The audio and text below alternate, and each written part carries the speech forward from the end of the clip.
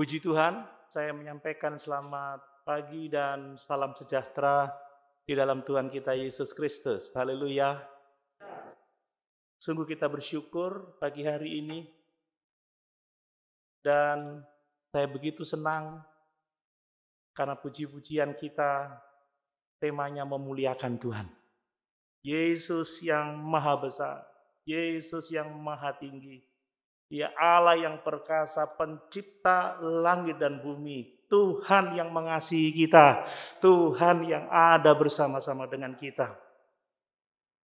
Saya merasa cocok sekali dengan apa yang saya renungkan, pikirkan beberapa hari ini. Dari kitab atau dari surat Kolose. Surat yang begitu meninggikan Yesus. Allah yang maha besar. Allah yang ada di tengah-tengah kita. Amin. Mari kita membaca surat Kolose pasal 1. Kolose pasal 1, saya akan membaca ayat 1 sampai ayat yang kedua saja. Kolose pasal 1, ayat 1 sampai ayat yang kedua. Demikian firman Tuhan. Dari Paulus, Rasul Kristus Yesus, oleh kehendak Allah, dan Timotius saudara kita, kepada saudara-saudara yang kudus dan yang percaya dalam Kristus di Kolose, kasih karunia dan damai sejahtera dari Allah Bapa kita menyertai kamu. Puji Tuhan. Bapak Ibu Saudara yang dikasihi oleh Tuhan, Alkitab dengan jelas menyatakan kepada kita bahwa Yesus mengasihi gerejanya. Yesus mengasihi gereja yang telah dibangunnya dengan harga yang sangat mahal, yaitu darahnya sendiri.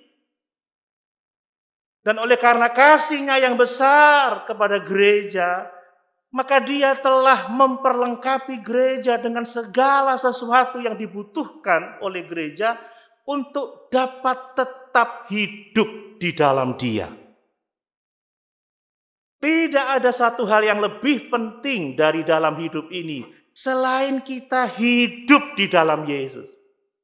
Karena segala berkat, segala pertolongan, kasih karunia demi kasih karunia, sejahtera, bahagia, itu hanya ada di dalam Yesus. Makanya dia memperlengkapi gereja dengan segala yang dibutuhkan gereja. Supaya gereja ini tetap setia di dalam Yesus. Beriman kepada Yesus, taat kepada Yesus. Inilah yang luar biasa dari kenyataan kasih Allah kepada kita. Itu sebabnya sebagai orang percaya kita harus sungguh-sungguh yakin bahwa Allah itu mengasihi kita. Dan karena Allah mengasihi kita, dia telah memberikan segala sesuatu yang kita butuhkan untuk kita bisa tetap ada di dalam persekutuan dengan dia. Tidak ada yang lebih penting dari Tuhan, sebab dialah jawaban atas setiap persoalan kita. Saudara, sewaktu-waktu saya banyak memperhatikan apa yang terjadi di dunia ini. Saya melihat video-video tentang perkembangan Rusia dan Ukraina itu bagaimana. Kemudian tanpa disadari waktu men-scroll HP saya muncul kejahatan-kejahatan yang luar biasa, pembegalan, perampokan, pembunuhan. Sebagai manusia tiba-tiba ada rasa kecut di dalam hati ini. Saya berpikir, anak saya ini bentar lagi mau sekolah, kuliah tatap muka ini di luar kota ini. Keadaan dunia begitu jahat. Apa yang akan terjadi? Saudara, ada kekhawatiran, ada kecemasan. Kadang saya juga menjadi susah tidur karena memikirkan apa yang akan terjadi di masa yang akan datang. Tetapi tatkala kita mengingat Yesus sebagai segala-galanya bagi kita, yang memperlengkapi kita, yang mengasihi kita, maka ketenangan damai sejahtera itu ada dalam kehidupan kita. Mari kita sungguh-sungguh percaya, saudara. Kita gereja Tuhan sekarang ini hidup di zaman yang sangat tidak menentu.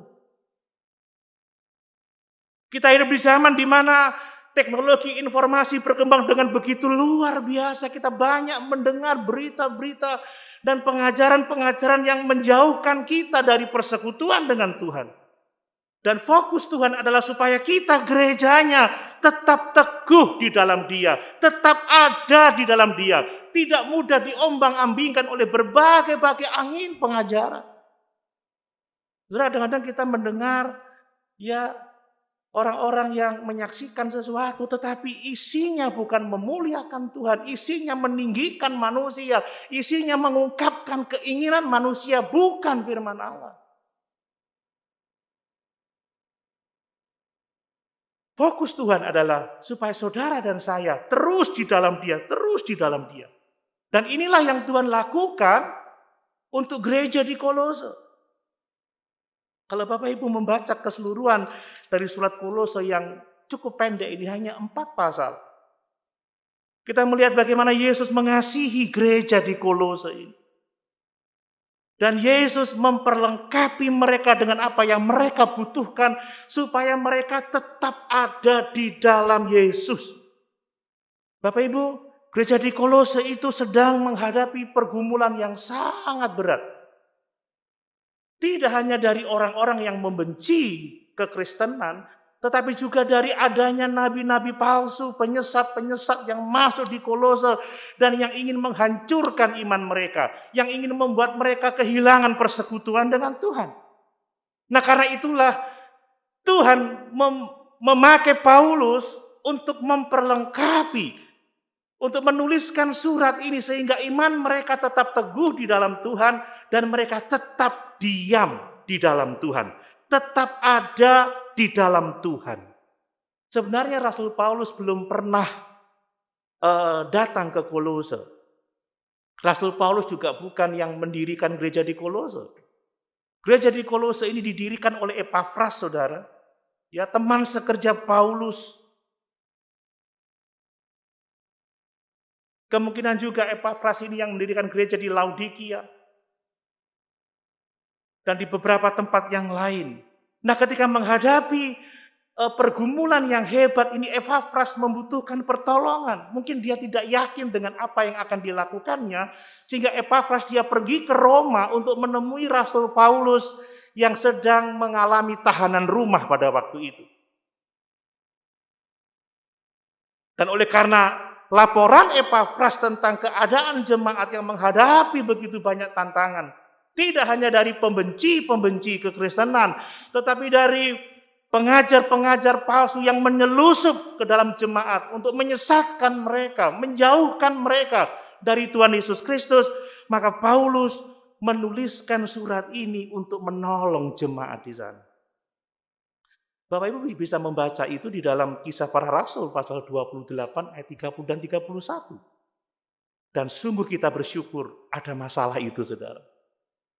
Kita bersyukur ada peristiwa itu karena dengan demikian kita memiliki surat Kolose yang sangat indah, yang sangat luar biasa, yang menyatakan Yesus sebagai yang terbesar, sebagai yang tertinggi, sebagai yang termulia. Tidak ada pribadi manapun juga yang dapat menyamai Dia. Amin. Ini berkat yang sangat luar biasa. Nah, sedikit tentang latar belakang Bapak Ibu saudara dikasih oleh Tuhan. Ajaran-ajaran sesat yang menyerang jemaat di Kolose itu diantaranya asketisme. Saya pernah menyampaikan ini beberapa waktu yang lalu. Ini berbicara mengenai keyakinan bahwa kekudusan itu hanya dapat diperoleh melalui penyangkalan diri terhadap hal-hal tertentu. Ya, seperti pertapaan dan lain sebagainya. Mereka ini saudara menekankan aturan-aturan yang diturunkan dari hukum Taurat. Mereka mengatakan kekudusan hanya dapat diperoleh melalui sunat, melalui peraturan-peraturan tentang makanan dan minuman tertentu. Melalui memelihara hari-hari tertentu. memelihara ritual-ritual tertentu. Dan ini adalah yang ditentang oleh Perjanjian Baru. Perjanjian Baru menentang asketisme, Perjanjian Baru menentang legalisme yang mengajarkan bahwa keselamatan hanya dapat diperoleh melalui usaha manusia. Dan asketisme di Kolose mengatakan, selamat tidak hanya cukup percaya kepada Yesus. Kita harus memelihara aturan-aturan tertentu, memelihara sunat, memelihara perayaan hari-hari raya tertentu dan lain sebagainya. Dan ini telah mempengaruhi beberapa jemaat untuk jauh dari Kristus. Saudara, kalau kita mengikuti asketisme, kita mengatakan bahwa kita tidak dapat kudus tanpa penyangkalan diri tertentu, maka kita menyingkirkan Yesus dari keselamatan kita. Amin. Yesus sudah ditinggi, Yesus yang tinggi itu direndahkan, saudara. Lihat Injil Yesus Kristus, tetapi karena kasih karunia kita diselamatkan oleh iman. Itu bukan hasil usahamu, itu bukan hasil pekerjaanmu, semuanya pemberian Allah. Tidak ada sedikit pun kredit poin yang dapat kita tambahkan pada keselamatan kita. Banyak orang-orang menjadi sombong. Wah, kalau aku pasti selamat. Karena aku memelihara aturan-aturan tertentu. Karena aku ini, karena aku itu. Aku tidak seperti orang lain. Tapi ingat kata Alkitab, saudara, kalau kita bisa masuk surga, kalau kita bisa selamat, semua karena pekerjaan Kristus dan semua karena kasih karunia Kristus. Nah, jemaat coba digeser dari persekutuan dengan Tuhan, supaya tidak di dalam Yesus lagi, tetapi mengandalkan dirinya sendiri untuk menerima kekudusan. Dan ini yang ditentang oleh Rasul Paulus. Saudara, jangan sampai kita yang selamat hanya oleh karena anugerah kasih karunia di dalam Kristus yang telah mati dan bangkit untuk kita, kemudian kita bergeser mengandalkan kekuatan kita sendiri untuk menerima kekudusan dari Tuhan. Amin. Hanya di dalam Yesus kita diselamatkan. Hanya oleh anugerah, oleh iman kita diselamatkan. Tidak ada sedikit pun bagian dari pekerjaan kita yang menambahkan sesuatu pada keselamatan kita. Yesus yang harus dipermuliakan, Yesus yang harus ditinggikan, dan inilah yang ditulis dalam kitab Kolose. Dialah cahaya kemuliaan Allah. Dialah gambar wujud Allah, seluruh kepenuhan ada di dalam Yesus. Tidak ada sesuatu pun dari diri kita yang dapat menolong diri kita sendiri untuk mendapatkan kemuliaan itu. Nah, yang berikutnya adalah gnostisisme, saudara. Saya juga pernah menyampaikan ini. Gnostis ini sebuah ajaran yang menyatakan bahwa mereka itu memiliki hikmat, memiliki pengetahuan yang tinggi. Mereka memiliki rahasia tertentu yang akan dapat membawa mereka itu mengalami keselamatan, mengalami persekutuan dengan Tuhan. Mereka menjanjikan hikmat kepada para pengikutnya, hikmat manusia, filosofi, filsafat kosong yang tidak berdasar pada Alkitab. Coba kita baca pasal 2 ayat yang ke-8. Pasal 2 ayat yang ke-8. Hati-hatilah supaya jangan ada yang menawan kamu dengan filsafatnya yang kosong dan palsu menurut ajaran turun-temurun dan roh-roh dunia, tetapi tidak menurut Kristus. Saudara, saya paling gelisah kalau sudah mulai anak-anak Tuhan mulai mengagungkan filosofi, pikiran-pikiran, pengetahuan-pengetahuan yang tidak berasal dari Allah. Ada kalanya psikologi dibungkus dengan kekristenan, tetapi humanisme, saudara, meninggikan manusia, meninggikan dirinya sendiri, tidak meninggikan Yesus. Ada orang yang berjanji dapat memberikan pengertian, pengetahuan, hikmat bagi kita, tetapi sesungguhnya seluruh kepenuhan kealahan hanya ada di dalam Yesus. Hikmat hanya ada di dalam Yesus. Kolose 1 ayat yang ke-19 coba kita lihat. Karena seluruh kepenuhan Allah berkenan diam di dalam Dia. Pasal 2 ayat yang ke-9. Sebab dalam Dialah berdiam secara jasmaniah seluruh kepenuhan kealahan. Dan kamu telah dipenuhi di dalam Dia. Dialah kepala semua pemerintah dan penguasa-penguasa. Amin. Jadi kita tidak perlu menambahkan sesuatu kepada kita yang dikatakan orang filosofi, hikmat dunia. Psikologi yang tidak berdasar pada Alkitab.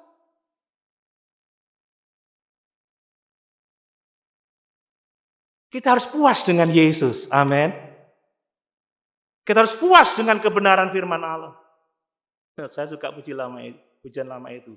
Ku sungguh puas dengan Yesus. Ku sungguh puas. Mari kita nyanyi. Puas dengan Dia. Keperluan Dia cukupkan. Ku sungguh puas dengannya. Sekali lagi. Ku sungguh puas dengan Yesus. Ku sungguh puas dengannya. Keperluan Dia cukupkan.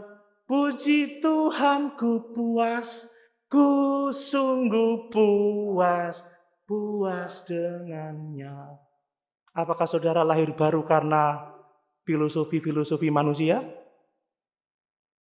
Halo? Tidak, saudara. Kita lahir baru karena kita berjumpa dengan Yesus. Saudara bertumbuh dalam iman karena filosofi manusia? Tidak, karena firman Allah, kebenaran Allah yang memerdekakan kita. Saya telah sampaikan, saudara, seorang kerasukan setan di Gedara itu, atau di Gerasa itu, sembuh hanya dengan berjumpa dengan Yesus. Dialah jawaban atas setiap persoalan kita. Jangan lari kepada diri sendiri dengan asketik atau asketisme. Jangan lari kepada dunia dengan memuja hikmat-hikmat manusia. Tapi larilah kepada Yesus untuk setiap persoalan hidup yang kita alami. Pujian lama kadang memang kalau dinyanyikan kurang enak, saudara, mungkin loh ya. Tapi maduh, pujian lama itu hebat-hebat. Hanya ku bisa lari kepada Yesus untuk keperluan apa saja. Amin. Terutama untuk keselamatan jiwa kita. Untuk kesembuhan dari dosa yang begitu menyesakkan kehidupan manusia. Ingat, semua masalah manusia disebabkan oleh dosa. Dosanya sendiri, dosa yang diperbuat oleh orang lain, atau karena memang manusia hidup di dalam dunia yang sudah jahat, yang sudah berdosa. Maka Dia yang memikul dosa dunia yang dapat menyelamatkan kita. Yang dapat menolong kita. Ingat firman Tuhan, sesungguhnya tangan Tuhan tidak kurang panjang untuk menjangkau kita. Telinganya tidak kurang tajam untuk mendengar. Tetapi yang menjadi penghalang antara engkau dan Allahmu adalah dosamu. Dan Yesus adalah sang penebus dosa itu. Bukan filosofi dunia ini. Makanya saudara, kalau orang Kristen itu punya masalah, konfrontasinya apa? Konfrontasinya firman, bertobatlah kamu, kan begitu. Tapi kebanyakan orang sekarang nggak suka ya, khotbah-khotbah yang bertobatlah, enggak. Oh, kamu harus begini, langkah pertama, langkah kedua, langkah ketiga, langkah keempat. Hanya ada satu jalan, Yesus jawaban bagi kita.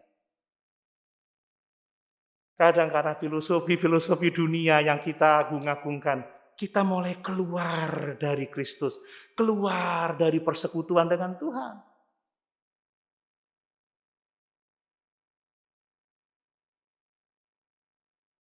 Saudara, kitab Kolose meninggikan Yesus. Dan kita orang percaya harus meninggikan Yesus. Karena memang dialah yang tertinggi. Semua kepenuhan kealahan berdiam secara jasmaniah di dalam Yesus. Dan kita telah dipenuhi di dalam Yesus. Ini hidup yang meninggikan Yesus. Kemudian apalagi saudara? Di Kolose ini mereka terlibat penyembahan-penyembahan kepada malaikat-malaikat, saudara. Saya baru mengajar sedikit tentang angelologi, tentang demonologi. Kita banyak juga menulis tentang malaikat. Bahwa mereka adalah roh-roh yang melayani orang-orang yang akan diselamatkan.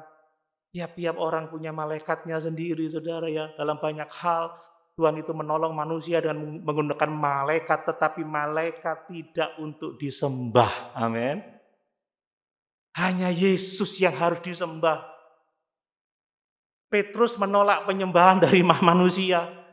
Malaikat-malaikat yang saudara baca dalam perjanjian lama menolak penyembahan dari manusia. Malaikat yang menjumpai Yohanes di Pulau Patmos dalam penglihatannya juga menolak penyembahan dari manusia. Hanya Yesus Allah yang patut disembah. Saudara, guru-guru palsu ini mengajarkan bahwa manusia harus menyembah malaikat-malaikat berdasarkan penglihatan-penglihatan mereka sendiri. Coba kita lihat di dalam Ibrani 1 ayat yang keempat. Ibrani 1 ayat yang keempat.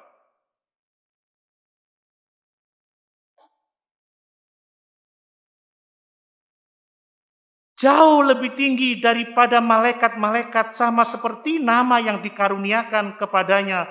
Jauh lebih indah daripada nama mereka. Karena kepada siapakah di antara malaikat-malaikat itu pernah ia katakan, anakku engkau telah kuperanakan hari ini, dan aku akan menjadi bapaknya, dan ia akan menjadi anakku. Malaikat itu ciptaan, saudara, amin. Tidak harus disembah, tetapi pengajar-pengajar sesat ini, saudara, mengajarkan untuk menyembah malaikat. Coba kita lihat ayat 18 dari Kolose pasal yang kedua. Ayat 18 dari Kolose pasal yang kedua.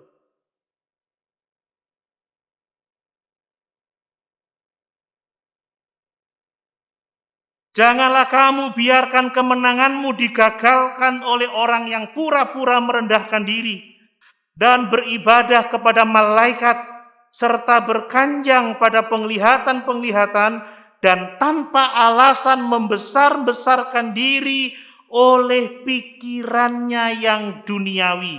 Sedang ia tidak berpegang teguh kepada kepala, dari mana seluruh tubuh yang ditunjang dan diikat menjadi satu oleh urat-urat dan sendi-sendi menerima pertumbuhan ilahinya. Hati-hati saudara, jangan digagalkan kemenangan kita. Kemenangan kita hanya di dalam Yesus. Amin. Bukan oleh karena malaikat-malaikat atau penglihatan-penglihatan manusiawi.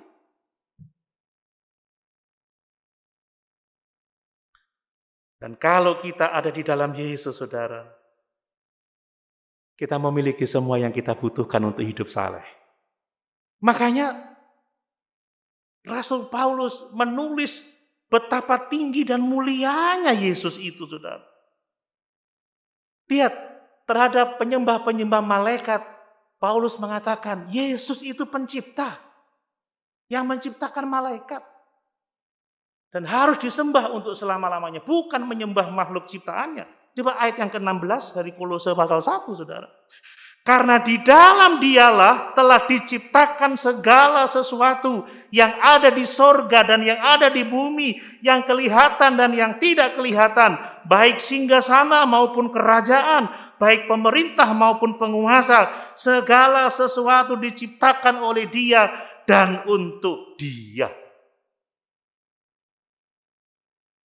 Kita harus waspada, saudara, jangan sampai kemenangan kita di dalam Kristus, keselamatan kita di dalam Kristus digagalkan oleh berbagai macam ajaran-ajaran yang menyesatkan, yang akan menarik kita keluar dari persekutuan dengan Tuhan yang menyelamatkan kita. Itu bisa mengandalkan diri sendiri, saudara, asketisme. Itu bisa dengan gnostisisme, filosofi manusiawi yang menganggap dirinya hebat dan bisa mengalami kepenuhan di dalam kealahan, atau orang-orang yang coba mendapatkan sesuatu dari malaikat-malaikat ciptaan Allah. Ingat, hanya Yesus, hanya Dia, di dalam Dia tersembunyi segala hikmat. Amin, saudara. Dialah hikmat itu. Dialah satu-satunya yang dapat menyelamatkan kita. Dan dialah pencipta alam semesta yang patut disembah dan dipuja untuk selama-lamanya. Nah, kembali kepada ayat 1 dan ayat yang kedua dari Kolose pasal 1 tadi, saudara. Perlengkapan-perlengkapan apa sih yang Tuhan sudah berikan kepada gereja supaya gereja menang atas berbagai macam pergumulan ini. Supaya gereja menang atas pengajaran-pengajaran yang menyesatkan ini. Setidaknya ada 3 hal yang Tuhan berikan kepada kita. Menurut 2 ayat ini, saudara ya. Yang pertama adalah Tuhan memperlengkapi gerejanya dengan rasul-rasulnya. Amin, saudara. Amin. Rasul-rasul itu adalah pemberian Allah untuk gereja, saudara. Kolose pasal yang keempat dituliskan, dialah yang memberikan nabi-nabi, rasul-rasul untuk pembangunan tubuh Kristus. Kita baca supaya kita tidak keliru. Efesus pasal yang keempat. Rasul-rasul itu pemberian Tuhan untuk kita, saudara. Ayat 11 Efesus 4. Dan ialah yang memberikan baik rasul-rasul maupun nabi-nabi, baik pemberita-pemberita Injil maupun gembala-gembala dan pengajar-pengajar untuk memperlengkapi orang-orang kudus bagi pekerjaan pelayanan, bagi pembangunan tubuh Kristus. Siapa yang menolong jemaat di Kolose? Siapa yang dipakai oleh Yesus? Rasul Paulus. Amin, Bapak Ibu. Kita baca lagi ayat 1. Dari Paulus, Rasul Kristus Yesus oleh kehendak Allah. Jadi Tuhan itu memperlengkapi gereja dengan para rasul. Rasul-rasul lah yang diberi kuasa untuk mendirikan gereja.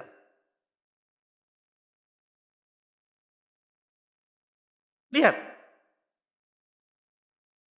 Perjanjian baru diisi oleh tulisan para rasul. Dan jemaat yang diselamatkan pada waktu Pentakosta 3.000 orang itu, mereka bertekun di dalam pengajaran rasul-rasul. Bukan belajar pada orang-orang yang berkanjang kepada malaikat-malaikat. Yang asketisme, orang-orang yang mengandalkan pengetahuan mereka sendiri. Tetapi rasul-rasul, saudara. Ya, makanya di dalam Efesus juga dikatakan bahwa gereja itu dibangun di atas dasar para rasul dan para nabi. Tapi dalam konteks ini saya hanya bicara tentang rasul. Saudara. Amin, Bapak Ibu. Makanya gereja mula-mula harus bertekun dalam pengajaran rasul-rasul. Dan kita orang percaya sekarang harus bertekun dalam pengajaran rasul-rasul seperti yang kita miliki di firman Tuhan ini. Ini yang menjadi berita dari Allah, kebenaran yang memerdekakan kita. Amin. Saya minta amin dulu. Amin. Nah, terima kasih aminnya, saudara. Bapak Ibu percaya? Amin. Makanya saudara bertekun dalam pengajaran rasul-rasul. Bertekun dalam firman Tuhan. Tapi seringkali khotbah-khotbah yang seperti itu kurang favorit sepertinya. Tapi tidak bagi kita. Amin.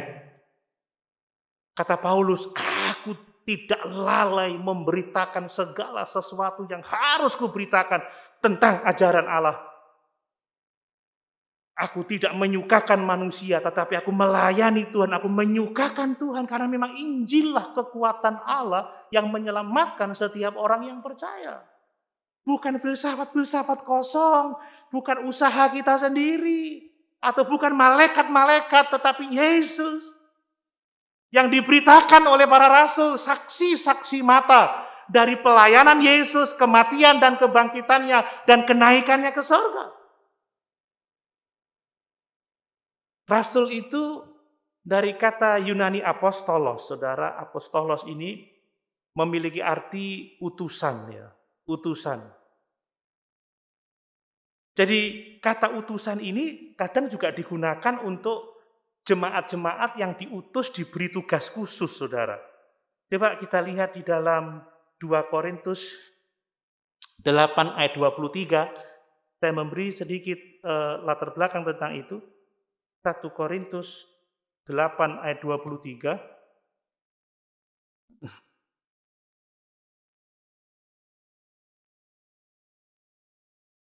Maaf, 2 Korintus 8 ayat 23.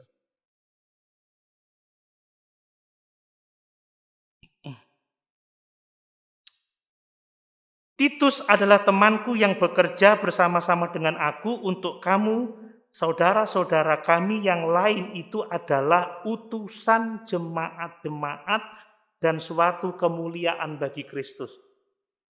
Jadi utusan ini menggunakan dari kata Yunani apostolos, saudara ya. Rasul.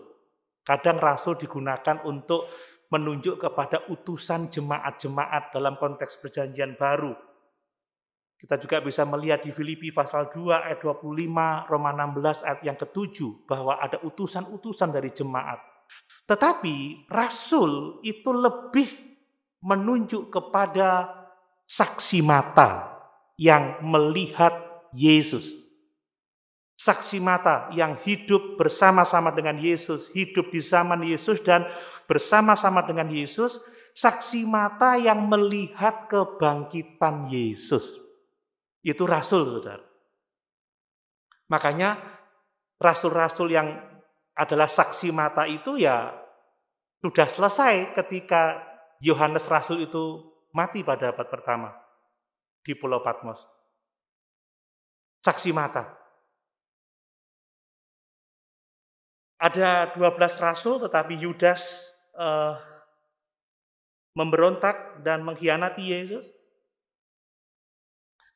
Kemudian ditambahkan Rasul Paulus itu rasul karena dia melihat Yesus pada perjumpaan, dengan perjumpaannya pada waktu dia berjalan menuju ke Damsyik. Kita bisa membaca itu di Kisah Rasul misalkan. Mungkin juga Barnabas seorang rasul atau Yakobus saudara Yesus seorang rasul, tetapi intinya rasul yang dimaksud di sini lebih menunjuk kepada saksi mata yang melihat Yesus. Makanya kalau kita membaca 1 Yohanes, apa yang telah kami lihat, apa yang telah kami dengar, apa yang telah kami raba dengan tangan ini, itulah yang kami beritakan. Rasul itu saksi mata, saudara. Rasul itu yang telah melihat Yesus yang bangkit. Ya. Dan mereka itu ditunjuk langsung oleh Yesus Kristus. Dari 12 rasul yang pertama ditunjuk langsung oleh Tuhan Yesus Kristus. Dan Rasul Paulus ditunjuk langsung oleh Tuhan Yesus Kristus di jalan menuju ke Damsyik itu. Saya nggak akan membacakan ayatnya karena akan terlalu panjang, saudara.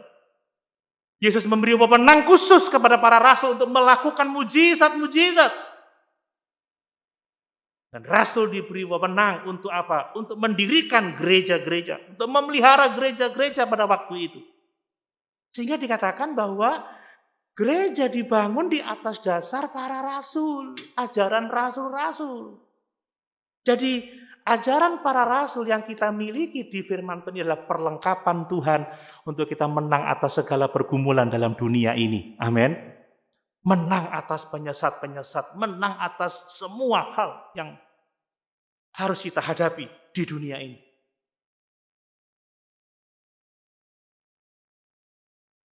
Dan Rasul Paulus itu menjadi rasul bukan atas kemauannya sendiri, tetapi atas kehendak Allah. Amin, saudara. Tapi sekarang ini ada gereja-gereja yang mengangkat dewan rasuli. Ada rasul-rasul di dalam gereja. Kalau pengertiannya hanyalah utusan, ya, utusan yang diutus untuk melayani atau melakukan tugas khusus itu benar. Tapi kalau memiliki derajat kesamaan seperti para rasul yang ditunjuk oleh Yesus, mereka bukan saksi mata, saudara ya. Mereka nggak melihat Yesus yang bangkit. Ada di sini yang melihat Yesus yang bangkit, yang ditemui oleh Tuhan Yesus yang bangkit secara kasat mata seperti Paulus? Ada? Saya enggak.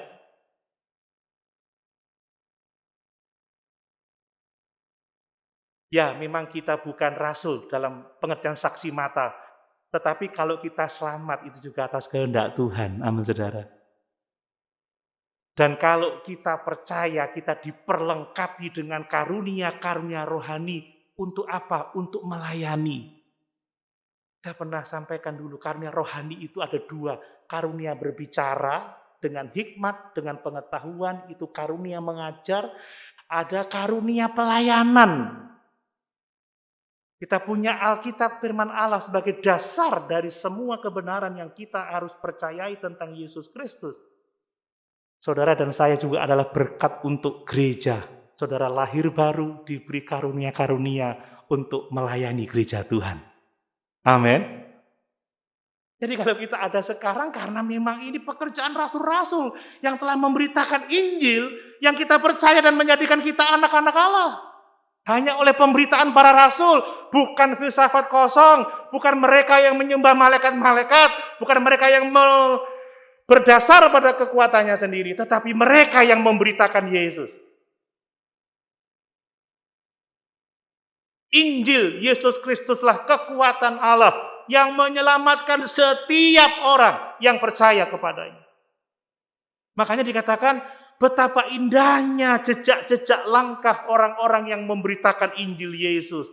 Bukan asketik, bukan gnostik, bukan yang menyembah malaikat-malaikat atau makhluk-makhluk yang lainnya. Tetapi mereka yang beriman kepada Yesus, yang meninggikan Yesus. Amin.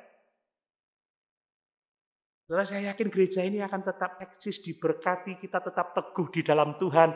Karena kita berpegang teguh pada pengajaran Rasul. Dan karena kita mau melayani dengan karunia-karunia rohani yang Tuhan percayakan kepada kita. Amin.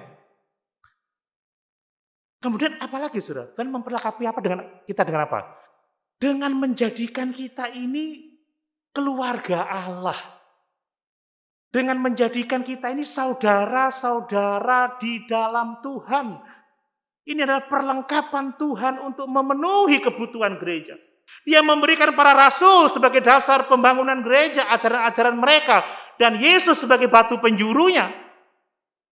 Dan dia menjadikan kita keluarga-keluarga Allah untuk memenuhi kebutuhan gereja. Coba menarik sekali saudara, kita baca lagi Kolose pasal 1 ayat 1.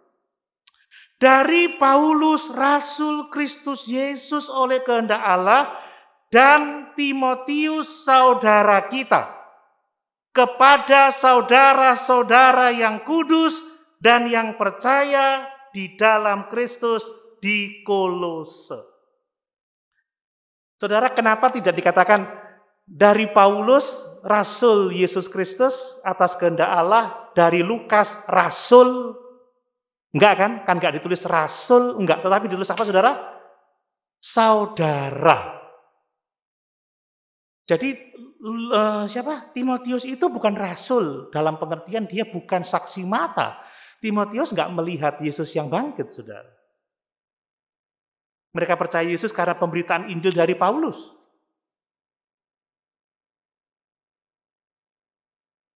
Dan senang sekali menyebut kata saudara. Dan dari Timotius, saudara kita.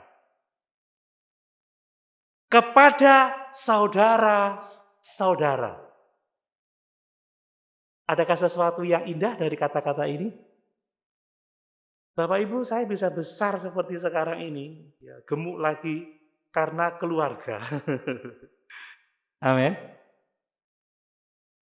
Iya toh, kalau nggak ada yang rawat saya juga, saya pernah sakit. Liver saya udah mengeras 90% lebih. Kalau nggak ada saudara-saudara, nggak ada keluarga, nggak ada istri, anak-anak saya, keluarga saya, nggak ada jemaat saudara-saudara saya yang menopang saya, mungkin saya sudah di seberang sana. Iya kan? Saya waktu berobat ke Penang itu siapa yang support saya? Keluarga, saudara. Jemaat saudara-saudara saya. Sampai sekarang pun saya bisa berdiri seperti ini, support dari keluarga, support dari jemaat-jemaat. Saya harus jujur, nggak ada yang bisa saya sombongkan dalam diri saya. Apa yang saya pakai?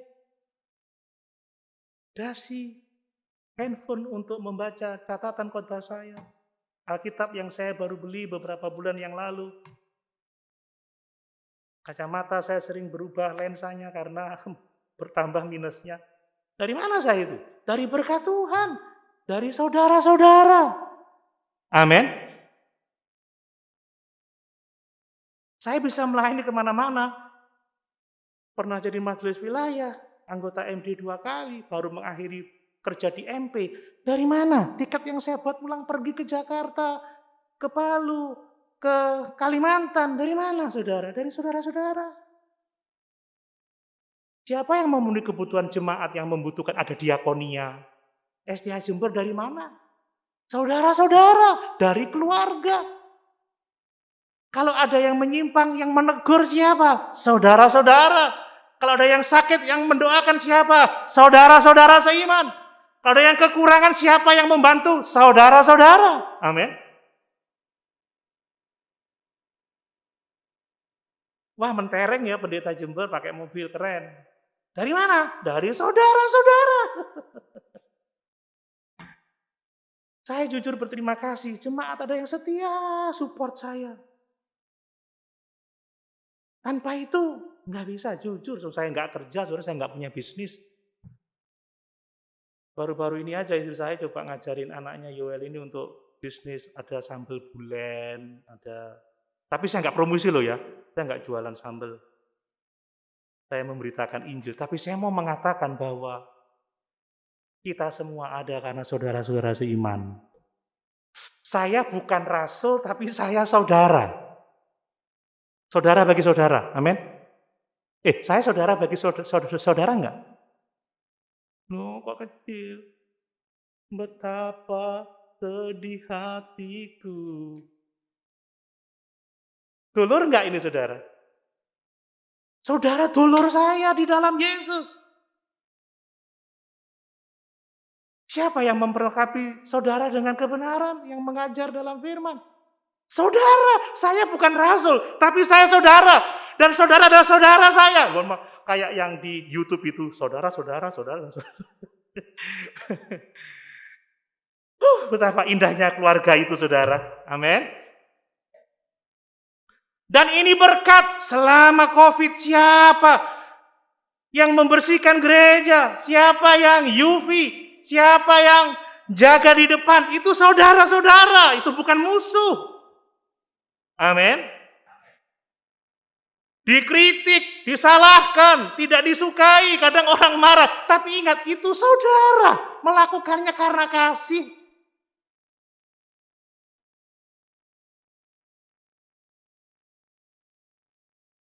Saya kalau udah pulang keluar kota, swab, PCR. Siapa yang nyuruh? Saudara. Dan itu baik untuk saya. Amin. Tapi masanya udah berubah sekarang, sudah nggak pernah swab lagi. Kan ada waktunya, saudara ya. Tapi yang saya perlu katakan, siapa yang main musik ini? Saudara-saudara. Pengerja itu siapa? Saudara-saudara kita di dalam Tuhan. Yang di multimedia siapa? Saudara-saudara kita di dalam Tuhan. Semua kita saudara di dalam Tuhan. Dan itu berkat, saudara. Itu cara Tuhan memperlengkapi kebutuhan kita. Rohani, jasmani. Diperlengkapi oleh Tuhan melalui persekutuan kita. Saudara-saudara seiman di dalam Tuhan. Mari kita bersyukur dengan kita. Sebagai saudara, saya ada kekurangannya. Saudara, kita bisa merusak pesta, kita bisa merusak acara karena pandemi kita nggak pernah ketemu, karena pandemi kita nggak bisa ngobrol, nggak bisa jabat tangan. Tapi nggak ada yang bisa mengikat persekutuan, yang bisa merusak persekutuan keluarga.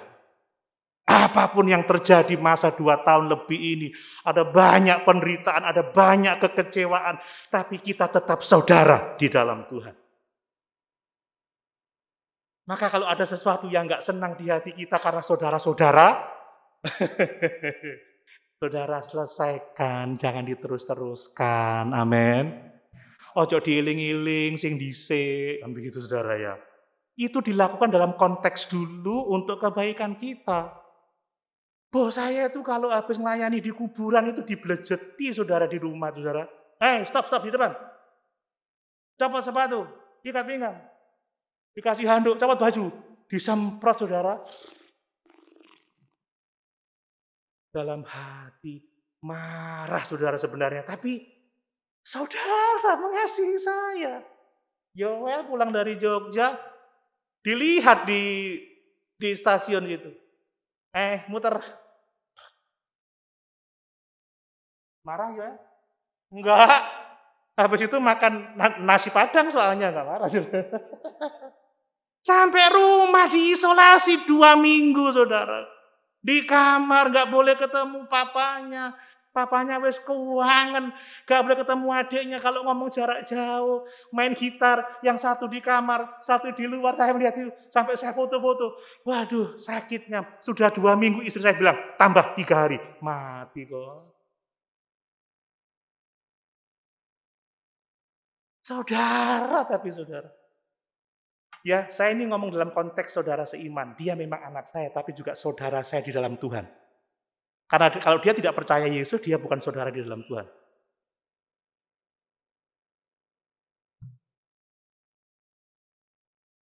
Saya berterima kasih atas semua jemaat yang adalah saudara saya. Dan saya berharap juga jemaat berterima kasih untuk Ibu Gembala, untuk saya, untuk para pelayan, untuk para pengerja yang adalah saudara seiman di dalam Tuhan. Kita bertumbuh bersama-sama di dalam Tuhan.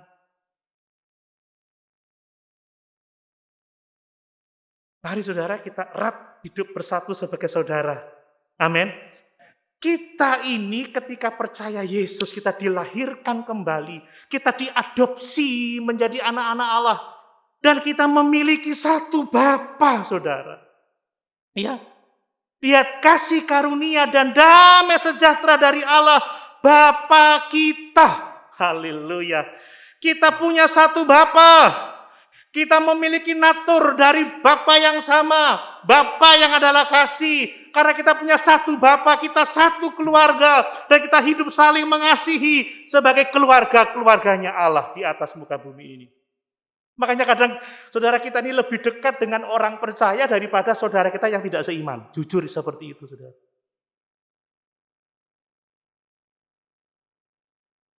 Saya bersyukur atas kemurahan Tuhan ya, lulusan-lulusan SDA Jember itu ada di mana-mana. Jadi mau kemana sudah nggak repot, saudara, banyak saudara. Dan kita adalah keluarga milik kepunyaan Allah. Tapi ingat saudara, kita dikuduskan dan percaya di dalam Kristus. Itu kekuatan kita di dalam Kristus. Ayat yang kedua, ya, kepada saudara-saudara yang kudus dan yang percaya dalam Kristus. Haleluya. Tidak ada yang lebih penting dari di dalam Kristus. Karena hanya di dalam Dia kita memperoleh segala sesuatu yang kita butuhkan. Makanya kita ini harus menjadi saudara-saudara yang apa? Yang kudus, yang dipisahkan dari dunia, saudara-saudara yang percaya di dalam Kristus. Makanya Kristus harus menjadi center, menjadi pusat bagi persekutuan kita. Coba Efesus pasal 1, saudara. Efesus pasal 1. Saya baca ayat mulai yang keempat saja, luar biasa ya. Atau mulai ayat yang ketiga. Ini kesimpulannya. Ayat 3. Tetapi Allah dan Bapa Tuhan kita, Yesus Kristus, yang dalam Kristus, perhatikan. Yang dalam Kristus telah mengaruniakan kepada kita segala berkat rohani di dalam surga. Sebab di dalam Dia, Allah memilih kita sebelum dunia dijadikan. Supaya kita kudus dan tak bercacat di hadapannya. Dalam kasih Ia telah menuntun kita dari semula oleh Yesus Kristus untuk menjadi anak-anaknya sesuai dengan kerelaan kehendaknya, supaya terpujilah kasih karunia-Nya yang mulia yang dikaruniakan kepada kita di dalam Dia yang dikasihinya. Ayat 7. Sebab di dalam Dia dan oleh darahnya kita beroleh penebusan, yaitu pengampunan dosa menurut kekayaan kasih karunia-Nya. Semua berkat-berkat rohani di dalam surga kita miliki di dalam Yesus.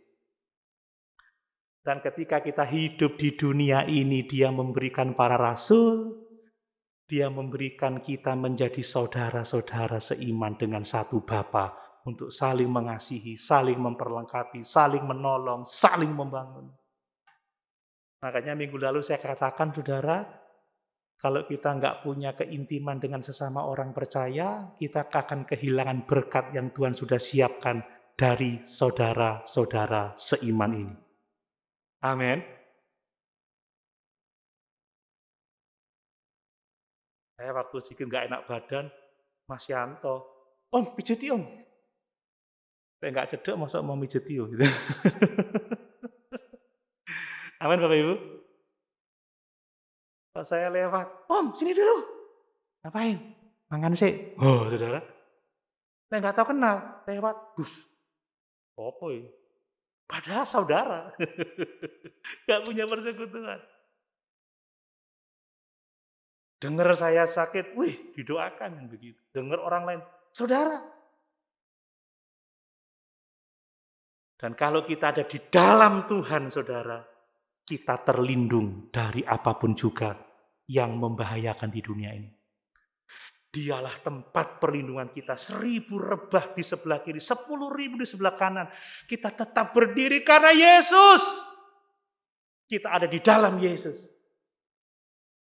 Dan itu luar biasa. Yang ketiga, apa perlengkapan Tuhan bagi kita, saudara? Tuhan memperlengkapi kita dengan kasih karunia dan damai sejahteranya kepada kita. Amin. Ini berkat yang sangat luar biasa. Kembali ke Kolose 1 ayat yang kedua, bagian yang kedua. Kasih karunia dan damai sejahtera dari Allah Bapa kita menyertai kamu. Bapak Ibu, ini bukan sekedar salam, sekedar kata-kata kosong. Seperti kalau saya katakan salam sejahtera dan damai sejahtera dalam Yesus Kristus Tuhan kita. Itu bukan sekedar kata-kata kosong yang kita ucapkan di langit ini. Itu adalah doa, saudara, amin. Itu doa, Paulus benar-benar berdoa. Supaya jemaat apa? Supaya jemaat mengalami kasih karunia Allah yang berlimpah-limpah dalam hidupnya. Kasih karunia itu artinya apa, saudara? Perkenanan Allah yang sebenarnya tidak layak kita terima. Maksudnya apa? Allah itu memperlakukan kita bukan atas dasar dosa-dosa kita. Seberapa besar dosa kita, seberapa besar yang kita lakukan itu tidak berkenan. Tapi kalau kita datang kepada Tuhan, tangannya terbuka untuk menyambut kita. Anak yang hilang itu, saudara, sudah memberontak, ngambil warisan sebelum bapaknya meninggal, memboroskan uangnya. Setelah miskin, setelah berantakan hidupnya, baru pulang. Lihat, ini kasih karunia. Bapaknya melihat dari jauh, lihat anaknya. Saudara, bapak itu lihat anak itu pasti kenal, saudara ya. Dari jauh, ini anakku. Dia tidak berkata, mandi dulu. Ganti baju dulu, baru kamu boleh datang. Enggak. Bereskan utang-utangmu, baru datang pulang. Tidak. Tapi tanpa syarat, itu kasih karunia. Bapak ini lari.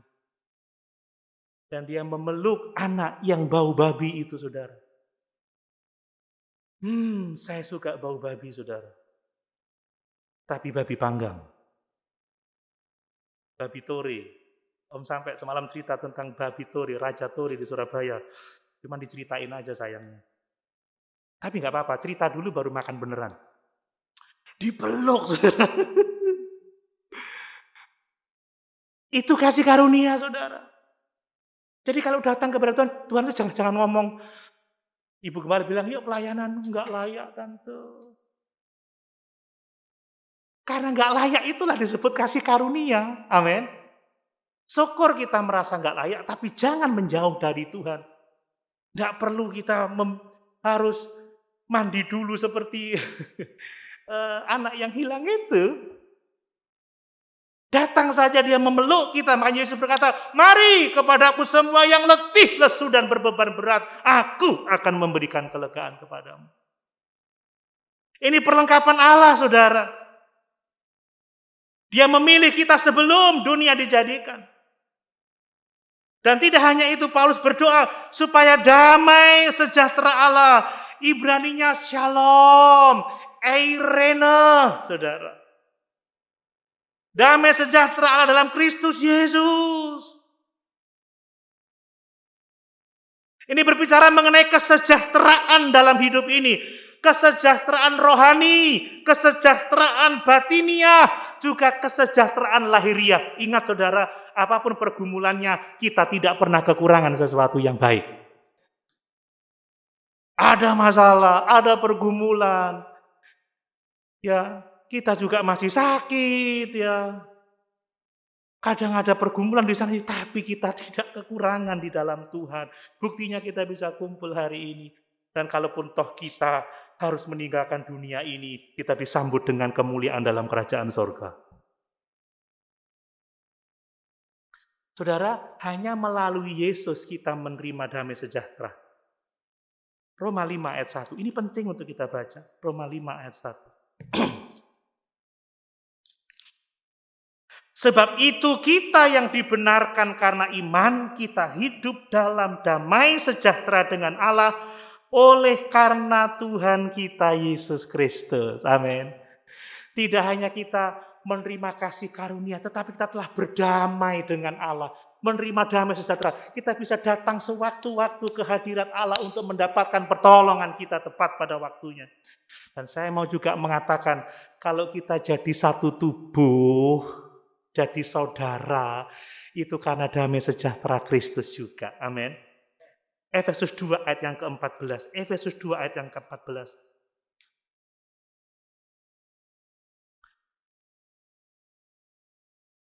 Karena dialah damai sejahtera kita yang telah mempersatukan kedua pihak. Ini Yunani dan Yahudi dan non-Yahudi, yang telah merubuhkan tembok pemisah, yaitu perseteruan.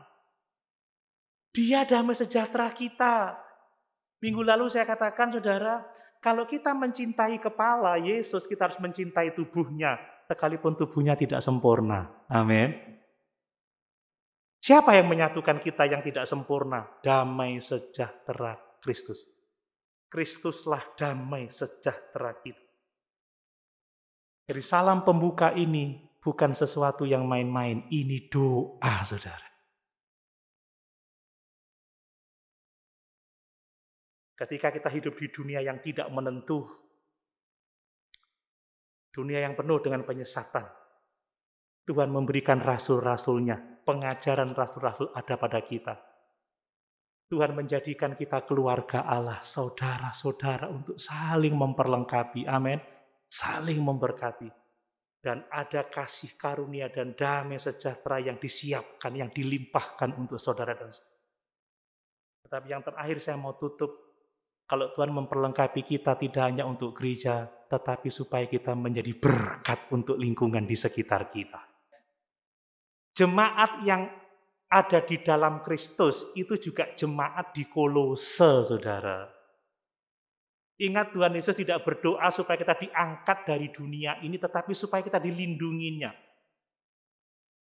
Saudara-saudara yang kudus, yang percaya dalam Kristus di Kolose, itu konteks di mana kita hidup. Kita adalah saudara-saudara yang kudus, saudara-saudara yang percaya Yesus di Jember. Amin. Di Kabupaten Jember. Kalau kita telah diperlengkapi dengan pengajaran rasul-rasul, diperlengkapi dengan saudara-saudara seiman, kalau kita punya kasih karunia dan damai sejahtera, hendaklah kita jadi berkat di kota di mana kita hidup. Saudara jangan menjadi sembunyi. Makanya orang Kristen ini partisipasinya di mana sih? Kadang orang tanya, di mana peran kita? Memang dalam harus diutamakan, tapi panggilan kita tidak hanya ke dalam, kita keluar. Ayat penutup saudara, mari kita baca di dalam Matius 5 ayat 14 sampai 16. Matius 5 ayat 14 sampai 16. Kamu adalah terang dunia. Kota yang terletak di atas gunung tidak mungkin tersembunyi. Lagi pula orang tidak menyalakan pelita lalu meletakkannya di bawah gantang, melainkan di atas kaki dian sehingga menerangi semua orang di dalam rumah itu. Demikianlah hendaknya terangmu bercahaya di depan orang, supaya mereka melihat perbuatanmu yang baik dan memuliakan Bapamu yang di sorga. Kita tidak hanya di dalam Kristus, tapi kita tinggal di mana kita ada. Di kota ini, di kabupaten ini, di negeri ini. Bila terang kita bercahaya, hingga ada jiwa-jiwa dijangkau dan diselamatkan. Nama Tuhan dipuji dan dipermuliakan. Sama-sama kita